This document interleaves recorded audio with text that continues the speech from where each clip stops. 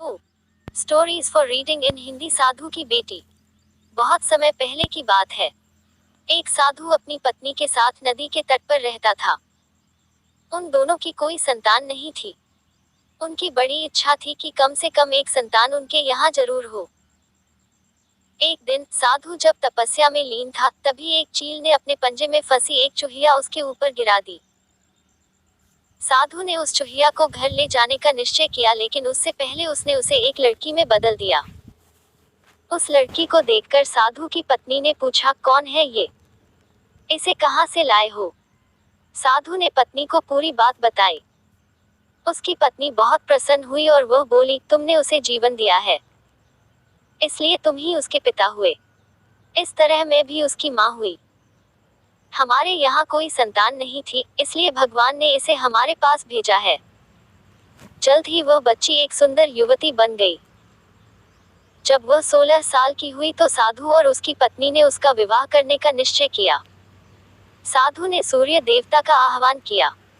जब सूर्य देवता उसके सामने आए तो साधु किया ने उनसे उसकी बेटी से विवाह करने का अनुरोध। हालांकि लड़की को यह विचार अच्छा नहीं लगा और उसने कह दिया, क्षमा कीजिए, लेकिन मैं सूर्य देवता से विवाह नहीं कर सकती क्योंकि वह बहुत गर्म है। निराश साधु ने सूर्य देवता से कहा कि अब वे ही उसकी लड़की के लिए कोई सुयोग्य वर सुझाएं। सूर्य देवता ने कहा, बादलों के देवता से आपकी लड़की की जोड़ी सही बैठेगी क्योंकि वे ही धूप की गर्मी से उसकी रक्षा कर सकते हैं।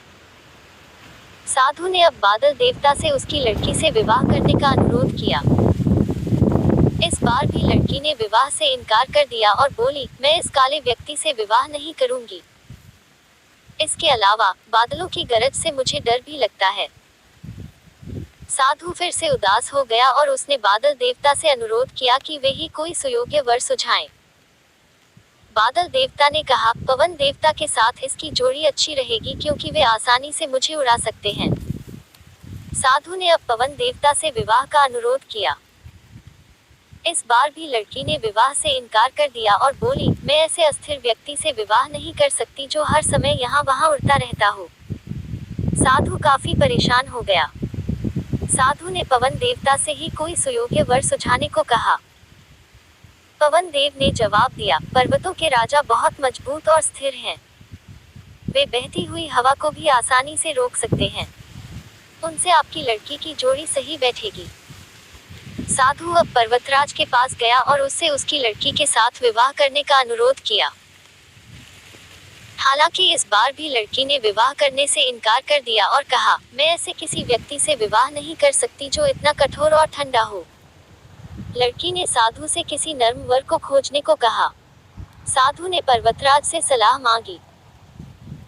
पर्वतराज ने जवाब दिया, किसी चूहे के साथ ही आपकी लड़की की जोड़ी अच्छी रहेगी क्योंकि वह नर्म भी है और आसानी से किसी पर्वत में भी बिल बना सकता है। इस बार लड़की को वर पसंद आ गया।